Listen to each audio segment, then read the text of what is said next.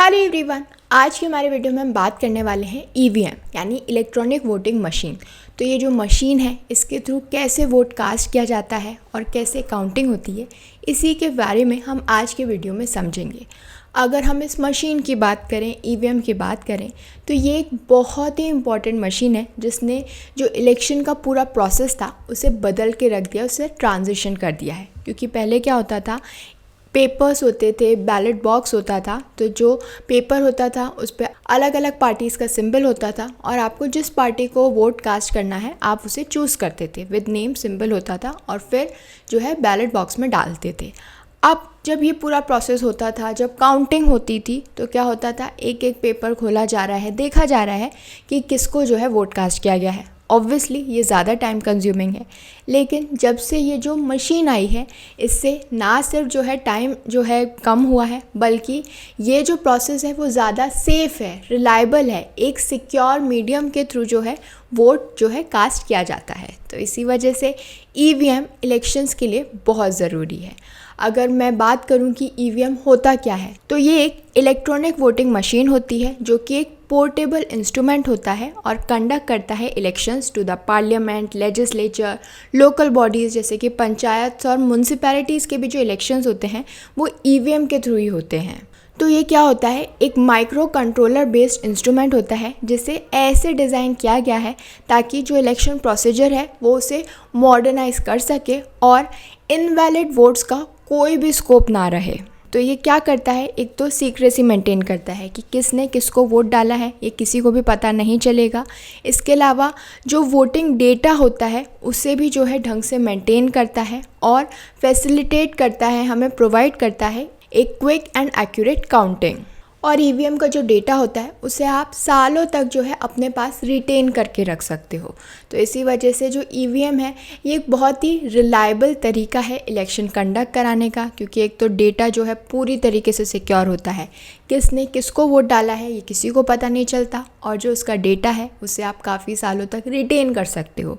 इसके अलावा अगर हम रिलायबिलिटी की बात करें कि जो ईवीएम है उसके थ्रू क्या होता है, हर पर्सन जो है, हर इंसान, हर वोटर किसी एक कैंडिडेट को वोट कास्ट करता है और ये जो पूरा प्रोसेस होता है ये हाईली सिक्योर है, सेफ़ है, रिलायबल है।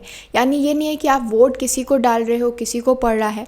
तो इस तरीके की चीज़ें जो है मशीन के अंदर होना जो है इम्पॉसिबल है, क्योंकि मशीन एकदम रिलायबल है। तो ये जो ईवीएम है इसे ऐसे डिज़ाइन किया गया है कि एक सिंगल पोस्ट का मतलब है एक सिंगल वोट, यानी आप जिस बटन पे जो है दबाओगे कि मैं ऐसे वोट करना चाहता हूँ उसी को वोट कास्ट होगा। तो ये जो ईवीएम पे जब हम देखते हैं तो उस मशीन पर क्या होता है, सारे कैंडिडेट्स के नाम होते हैं अलॉन्ग विद दी सिंबल, उनका जो पार्टी सिंबल होता है वो।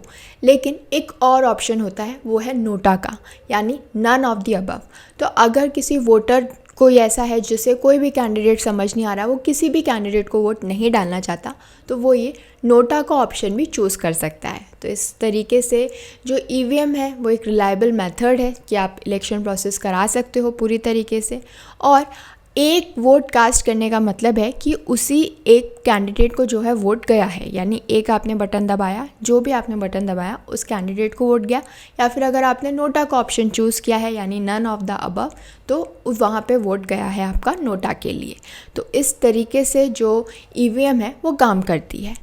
अब ये जो ईवीएम है ये शुरू से तो नहीं थी, क्योंकि जैसा मैंने आपको बताया पहले बैलेट पेपर के थ्रू जो है वोट कास्ट किया जाता था। तो 1989 के अंदर जो इलेक्शन कमीशन है उसने डेवलप किया इंडिया का indigenous electronic voting machines in alliance with 2 central government undertakings. पहला तो है इलेक्ट्रॉनिक कॉरपोरेशन ऑफ इंडिया और दूसरा है भारत इलेक्ट्रॉनिक्स लिमिटेड। तो इन दोनों ने इलेक्शन कमीशन के साथ मिलकर जो है ये ईवीएम बनाया है और इस ईवीएम को पहली बार यूज़ किया गया था in the Goa state assembly elections in 1999। तो इस तरीके से जो है ईवीएम वो इंडिया के पास आया जिसके थ्रू हम वोट कास्ट करते हैं। अब जब हम ईवीएम में वोट डालने जाते हैं तो इसे कैसे यूज़ किया जाता है, कैसे इसमें वोट कास्ट किया जाता है, क्या क्या वोटर को ध्यान रखना चाहिए ताकि वो यह इंश्योर कर सके कि उसने ढंग से वोट डाला है या नहीं, तो इसी के बारे में अब डिटेल में समझ लेते हैं। तो अगर हम देखें तो जब भी जो वोटर है वो वोट कास्ट करने जाता है तो उसे क्या करना पड़ता है, एक बटन प्रेस करना पड़ता है। तो कैंडिडेट्स की एक लिस्ट है अलॉन्ग विद देयर सिंबल्स, उसके सामने जो है एक बटन है। तो जिस भी कैंडिडेट को आप वोट डालना चाहते हो वो बटन जो है आपको दबा दोगे। अब जब आपने ये बटन दबाया उसके बाद एक जो रेड लाइट है वो जलती है against the symbol and name of the candidate, यानी जिस भी पर्सन को, जिस भी कैंडिडेट को आपने वोट डाला है उसके अगेंस्ट में ना, उसके साइड में ही आपको जो है एक रेड लाइट जलती हुई दिखेगी। इसका मतलब ये है कि आपने इसी कैंडिडेट को वोट डाला है। और इसी के साथ साथ एक लंबी जो है आवाज़ आएगी, बीप की आवाज़ आएगी जो आपको सुनाई देगी। इसका मतलब ये है कि आपने जो वोट कास्ट हुआ है वो कंफर्म हो गया है, यानी उस कैंडिडेट को वोट पड़ गया है। इसके अलावा आप जैसे ही जो है वहाँ पे एंटर करोगे, वोट डालने के लिए एंटर करोगे, तो जो प्रिसाइडिंग ऑफिसर होता है बूथ पे वो एनेबल करेगा एक बैलेट यूनिट। जैसे जो वोटर है एंटर हुआ है, यानी आप पोलिंग कंपार्टमेंट में गए, वहाँ पर घुसे, तो वहाँ पर जो प्रिसाइडिंग ऑफिसर बैठा हुआ है वो आपको एक बैलेट यूनिट देगा कि ठीक है यहाँ जाके आपको जो है अपना वोट एंटर करना है। फिर वहाँ जाके आप एक ब्लू बटन दबाते हो ऑन दी बैलेट यूनिट, यानी जिस भी कैंडिडेट को आप चुन रहे हो तो क्या है वो ब्लू बटन आपको दबाना है। तो ऑब्वियसली वो रेड लाइट जो है जलेगी और आपको एक लंबी बीप की जो आवाज़ है वो सुनाई देगी। इसके बाद क्या होता है, जो वोटर्स हैं उन्हें एक बैलेट स्लिप भी दी जाती है जिसके अंदर नेम और सिंबल होता है उस कैंडिडेट का जिसको आपने वोट दिया है। तो आपको एक स्लिप दी जाएगी। अब उस स्लिप में क्या क्या इन्फॉर्मेशन अवेलेबल होगी, सबसे पहले तो कैंडिडेट का नेम होगा जिसको आपने वोट कास्ट दिया है, उसकी पार्टी का सिंबल होगा और एक सीरियल नंबर होगा। तो ये चीज़ें जो है उस स्लिप पे होगी, जिससे आप इंश्योर कर सकते हो कि आपने जिस कैंडिडेट को वोट कास्ट किया है उसी का जो है वोट गया है, क्योंकि वो स्लिप जो है आपका एक प्रूफ है कि हाँ मैंने इसे वोट कास्ट किया था और वो डल गया है। तो इस तरीके से जो है आप वोट कास्ट कर सकते हो। वहाँ जाके आपको क्या क्या चीज़ों का ध्यान रखना है, एक तो वोट कास्ट करने के लिए आपको ब्लू बटन दबाना है। जब वो ब्लू बटन दबाओगे तो उसी के अगेंस्ट में वो रेड लाइट जलनी चाहिए, यानी जिस कैंडिडेट को आपने वोट कास्ट किया है उसी के नाम के आगे वो रेड लाइट जलनी चाहिए। फिर एक लंबी बीप की साउंड आएगी, उसका मतलब ये है कि आपका वोट कास्ट हो गया है और उसके बाद आपको ये प्रिंटेड स्लिप मिलेगी। तो ये सब चीज़ें आपको करनी होगी जब जो है आप वोट कास्ट करने जा रहे हो। तो ये तो बात हो गई कि आपको क्या करना है एज अ वोटर। अब ये जो ईवीएम है ये कैसे काम करती है, इसकी वर्किंग कैसे होती है, इसी के बारे में समझ लेते हैं। तो ये जो ईवीएम है it consist of a control unit and balloting unit, यानी इसमें दो यूनिट्स हैं, एक होती है कंट्रोल यूनिट, एक होती है बैलेटिंग यूनिट। और ये दोनों ही यूनिट जो हैं they are connected by a 5 metre cable. तो अब ये जो कंट्रोल यूनिट होती है ये किसके पास होती है, पोलिंग ऑफिसर के पास होती है। और जो बैलेटिंग यूनिट है वो कहाँ रखी जाती है, कंपार्टमेंट पे रखी जाती है जिस पर आप वोट कास्ट करके जाते हो। इसीलिए ये जो ईवीएम है इन्हें किसी भी ऐसे एरिया में यूज़ नहीं किया जा सकता जहाँ पर इलेक्ट्रिसिटी नहीं है, क्योंकि ये एल्कलाइन बैटरीज पे काम करती हैं। तो इलेक्ट्रिसिटी जो है बहुत ही ज़रूरी है, बिना इलेक्ट्रिसिटी के आप ईवीएम मशीन को नहीं चला सकते। अब अगर हम कंट्रोल यूनिट की बात करें जो कि पोलिंग स्टेशन पे रहती है, प्रिसाइडिंग ऑफिसर के पास रहती है, और ये जो कंपार्टमेंट होता है, ये जो कंट्रोल यूनिट होता है, इसी के थ्रू जो है वोट्स की काउंटिंग होती है। जबकि जो बैलेटिंग यूनिट होती है उसे वोटिंग कंपार्टमेंट में रखा जाता है फॉर इलेक्टर्स, फॉर वोटर्स, और उसके थ्रू वो जो है वोट कास्ट करते हैं। तो ये दोनों ही जो है यूनिट्स बहुत ही ज़रूरी हैं। कंट्रोलिंग यूनिट जो है प्रिसाइडिंग ऑफिसर के पास रहती है और ये हेल्प करती है इन काउंटिंग वोट्स, जबकि जो बैलेटिंग यूनिट है वो हमें दिखती है, वोटर्स को दिखती है, जिस पर हम वोट कास्ट करने जाते हैं। यानी जो हमें कैंडिडेट्स की लिस्ट दिख रही है, सिंबल दिख रहा है, जो हम ब्लू बटन दबाते हैं, ये बैलेटिंग यूनिट होती है जिस पे हम वोट कास्ट करने जाते हैं। तो ये दोनों ही यूनिट्स बहुत ज़रूरी हैं। जो कंट्रोल यूनिट है वो किसके पास रहती है, प्रिसाइडिंग ऑफिसर के पास रहती है, और बैलेटिंग यूनिट वोटर्स के पास रहती है।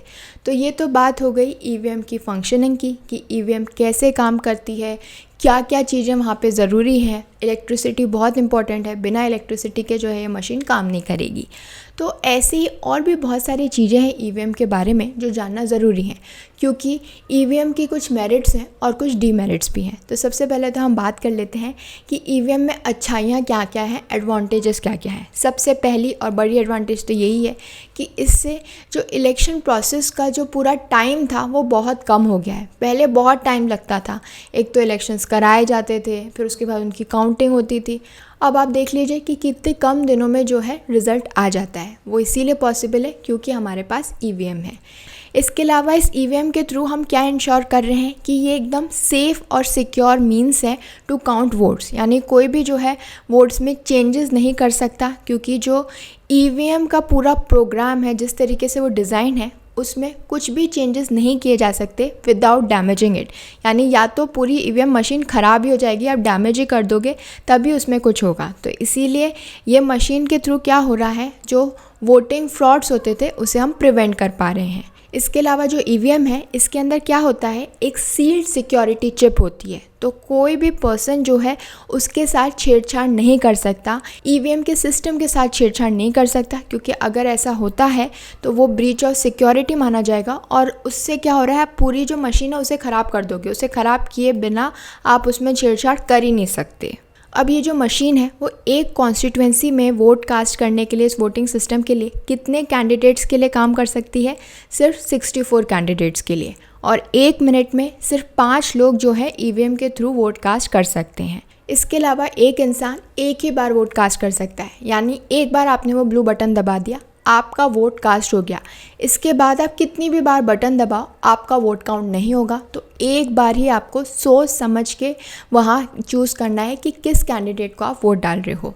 इसके अलावा आपको पता ही है कि बिना इलेक्ट्रिसिटी के ये काम नहीं करेगी, तो इलेक्ट्रिसिटी होना बहुत ज़रूरी है। ये जो ईवीएम है ये किस पे काम करती है, बैटरीज़ पे काम करती है, ताकि जो वोटिंग का प्रोसेस है उसमें कोई भी जो है प्रॉब्लम ना हो, उसमें कोई भी दिक्कत ना आए। और जो डेटा होता है, ये जो मशीन जो है जो डेटा इकट्ठा करती है, ये डेटा 10 साल तक रह सकता है। जी हाँ, 10 ईयर्स तक आप इस डेटा को प्रिजर्व करके रख सकते हैं कि भाई कभी कोई डिस्क्रिपेंसी आती है, कोई प्रॉब्लम आती है, तो वापस जाके देखा जा सकता है, 10 साल तक देखा जा सकता है। तो इस तरीके से जो ईवीएम मशीन है वो हमारे लिए बहुत सारी एडवांटेजेस लेके जाती है, इसके बहुत सारे फ़ायदे हैं, लेकिन कुछ डिसएडवांटेजेस भी हैं। अब सबसे बड़ा डिसएडवांटेज तो यही है कि ये जो ईवीएम है इसके अंदर जो कैंडिडेट का नेम होता है वो स्टेट लैंग्वेज में होता है, यानी अगर गुजरात है तो गुजराती में लिखा होगा, महाराष्ट्र है तो मराठी में लिखा होगा।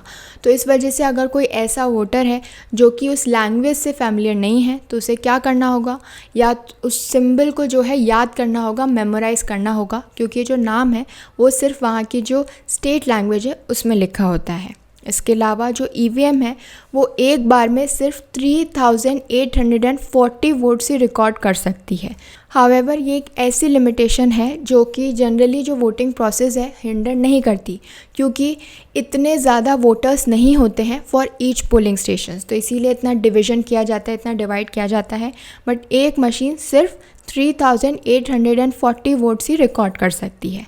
इसके अलावा जो ईवीएम है वो सिर्फ 64 कैंडिडेट्स ही अकोमोडेट कर सकती है, और ये वो कैसे करती है, बाय जॉइनिंग 4 बैलेट यूनिट्स। और अगर जो नंबर ऑफ़ कैंडिडेट्स हैं वो बढ़ जाते हैं, इंक्रीज़ हो जाते हैं, तो उस केस में लोगों को क्या करना होगा, मैनुअल वोटिंग मेथड को ऑप्ट करना पड़ेगा। So this was all about EVM, electronic voting machine, कि कैसे वो काम करती है, कैसे हम उस पर वोट कास्ट करते हैं और कैसे उसकी वर्किंग होती है।